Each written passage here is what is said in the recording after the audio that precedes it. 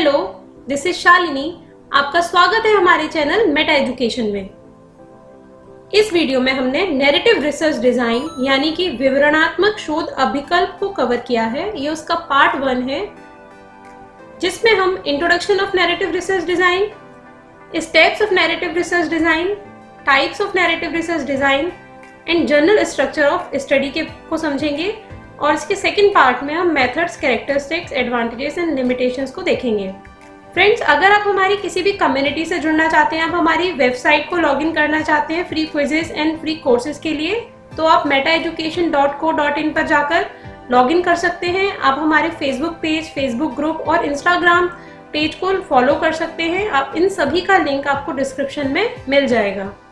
So start करते हैं introduction of narrative research design. जैसा कि नैरेटिव वर्ड से हमें समझ में आ रहा है, to narrate, that means to tell a story in detail. जब हम रिसर्च में किसी भी जो टॉपिक है, जो पार्टिसिपेंट्स हैं, उनके एक्सपीरियंसेस को किसी स्टोरी फॉर्म में कवर करके एक्सप्लेन करते हैं, डिस्क्राइब करते हैं, तो वो एक काइंड ऑफ हमारी नैरेटिव रिसर्च कहलाती है।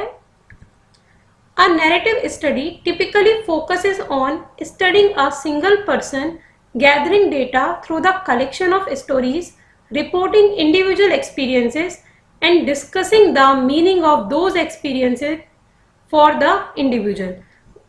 नैरेटिव स्टडी में क्या होता है, हम फोकस करते हैं एक सिंगल पर्सन पर, कोई भी एक सिंगल व्यक्ति या सिंगल पर्सन पर हम फोकस करते हैं। उसी से डेटा कलेक्ट किया जाता है, जो भी उसकी स्टोरीज हैं, जो उसके एक्सपीरियंसेस हैं, लाइफ एक्सपीरियंसेस, उनको उसी इंडिविजुअल से कलेक्ट किया जाता है। एंड उसके जो मीनिंग है, मतलब जो स्टोरीज या जो डेटा हमने कलेक्ट किया है उस इंडिविजुअल से, उसके उन एक्सपीरियंसेस का उसके अकॉर्डिंग क्या मीनिंग है, वो सारी इंफॉर्मेशन हम लेते हैं और इन सबको अपने शब्दों में नरेट किया जाता है उसके एक्सपीरियंसेस के आधार पर। वो ही हमारी नैरेटिव स्टडी कहलाती है। In this, researchers describe the lives of individuals, collect stories about pupils' life, write narratives of individual experiences. इसमें रिसर्चर क्या करता है, जो इंडिविजुअल है, कोई भी पर्सन है, उसके जो लाइफ इवेंट्स हैं उसके बारे में डेटा कलेक्ट करता है, स्टोरीज कलेक्ट करता है, उसको नैरेटिव फॉर्म में उसके जो इंडिविजुअल के जो एक्सपीरियंस है उन्हें एक्सप्लेन करता है। Researcher become the interpreter of individuals stories. इसमें जो रिसर्चर है वो इंटरप्रिटेटर का काम करता है। इंटरप्रिटेटर का मतलब ये हो गया, इंटरप्रिटेट करना, किसी भी चीज को एक्सप्लेन करना दूसरे शब्दों में, या फिर किसी के एक्सपीरियंसेस को एक भाषा से दूसरे भाषा में कहना, या इंटरप्रिटेट करना का मतलब वही हो गया, व्यक्त करना। It includes life histories, narrative interviews, journals, diaries, memories, autobiographies and biographies. इसमें नैरेटिव रिसर्च में ये सारे टाइप जो है रिसर्च के, जैसे आत्मकथा हो गई या किसी के जीवन कथा हो गई, कुछ इंटरव्यूज हो गई, ये सारी चीजें शामिल हो जाती हैं। When someone is willing to tell their story, it follows a chronology and the researcher wants to write it.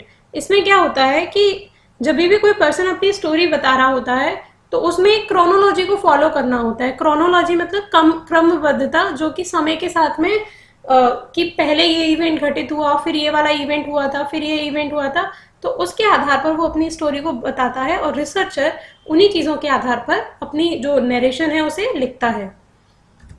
The writer can write in a persuasive literary form while presenting a qualitative approach. इसमें जो researcher है उसका purpose जैसा जो participant है उसने बताया उसी तरीके से चीजों को प्रेजेंट करना नहीं होता। उसमें रिसर्चर अपनी जो साहित्यिक उसका अनुभव है उसको भी शामिल करता है, शब्दों में उसके अकॉर्डिंग अच्छे शब्दों का चुनाव करता है और एक अच्छे इम्प्रेसिव एंड परसुएसिव वे में चीजों को प्रेजेंट करता है। Narrative research is a term that includes a group of approaches that in turn rely on the written or spoken word or visual representation of individuals.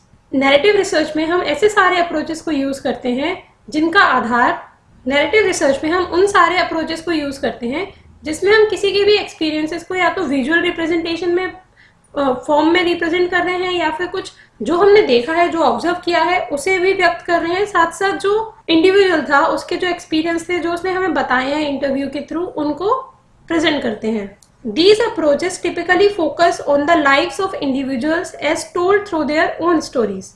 और ये जो अप्रोच है वो मेनली फोकस करता है किसी भी इंडिविजुअल की लाइफ पे, जैसा कि अभी तक बता रहे हैं, और इसमें मेन फोकस दिया जाता है कि वो अपने आप से वो स्टोरी सारी बताए, ना कि सेकेंडरी डेटा पर हम इसमें बिलीव करते हैं। मेन जो डेटा कलेक्शन किया जाता है वो प्राइमरी फॉर्म में किया जाता है। प्राइमरी फॉर्म का मतलब जिस इंडिविजुअल के बारे में बात हो रही है उसी इंडिविजुअल से डेटा कलेक्ट करेंगे, वो हमारी नैरेटिव स्टोरी कहलाती है। बट कुछ केसेस में हम डेटा कलेक्शन सेकेंडरी सोर्सेज से भी कर सकते हैं अगर जो प्राइमरी सोर्स है वो मौजूद नहीं है तो।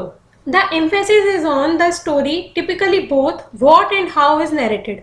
जो रिसर्च है, ये डिजाइन है, इसमें एम्फेसिस या जो फोकस है वो उन दोनों चीजों पे किया जाता है कि जो स्टोरी है वो कैसे प्रेजेंट की जा रही है और क्या स्टोरी है।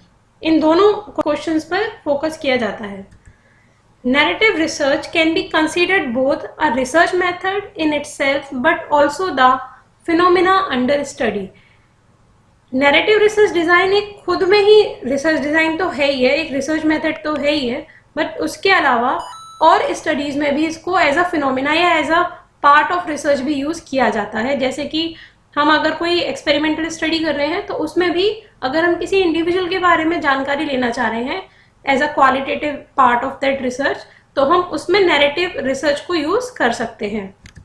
Narrative method can be considered real world measures that are appropriate when real life problems are investigated. इसको रियल वर्ल्ड मेजर कहा जाता है नैरेटिव रिसर्च डिजाइन को, क्योंकि इसमें रियल लाइफ प्रॉब्लम्स को इन्वेस्टिगेट किया जाता है।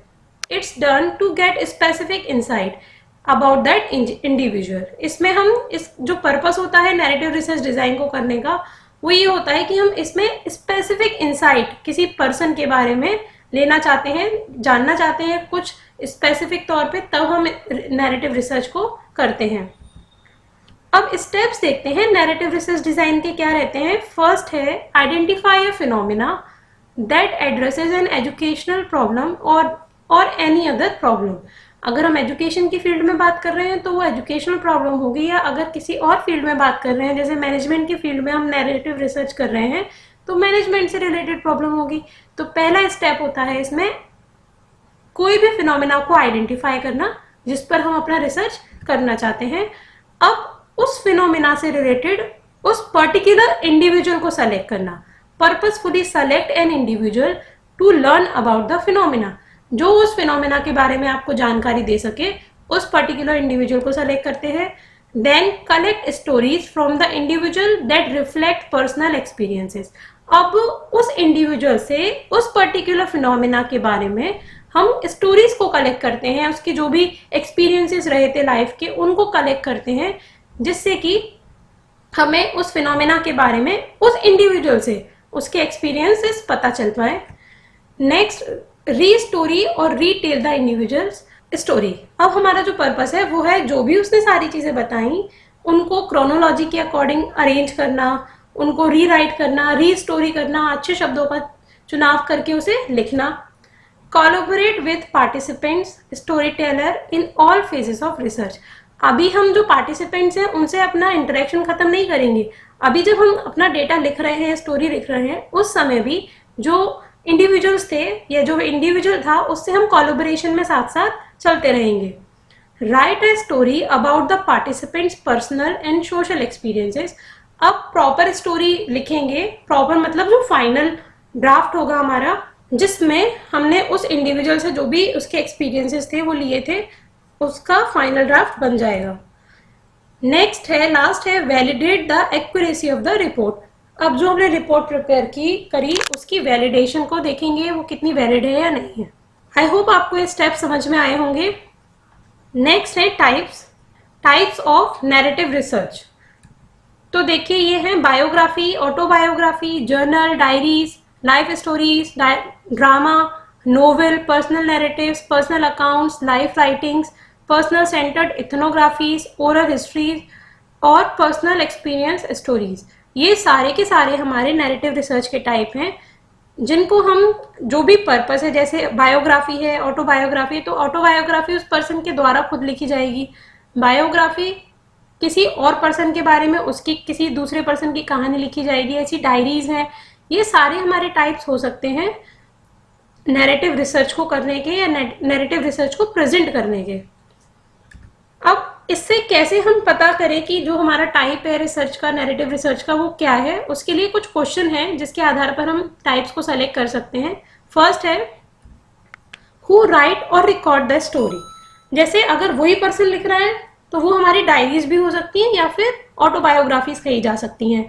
अगर कोई दूसरा लिख रहा है तो वो बायोग्राफी हो सकती है। तो जो रिसर्च कर रहा है या जो स्टोरी को लिख रहा है या रिकॉर्ड कर रहा है वो पर्सन कौन है, इसके आधार पर हम सेलेक्ट कर सकते हैं अपनी रिसर्च के टाइप को।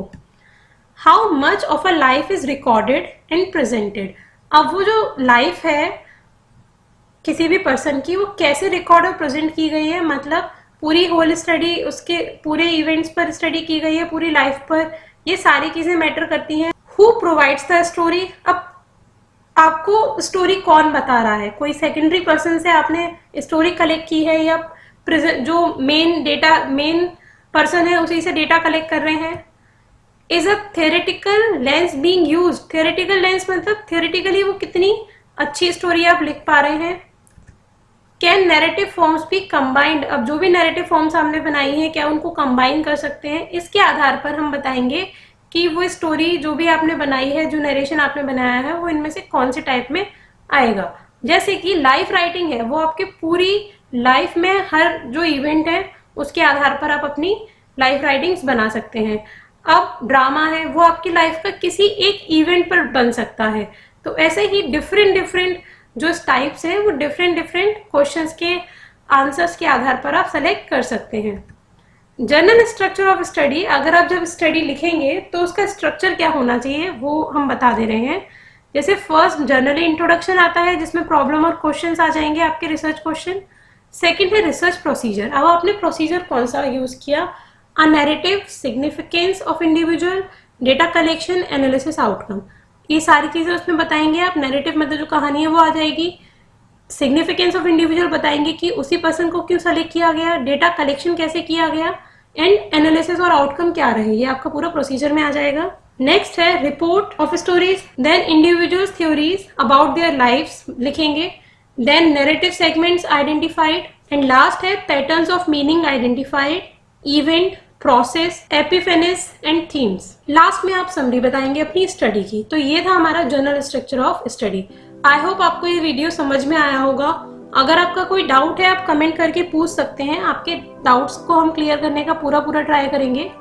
अगर आपको ये वीडियो पसंद आया है then please like this video, share with your friends and subscribe our channel. Thank you and have a nice day.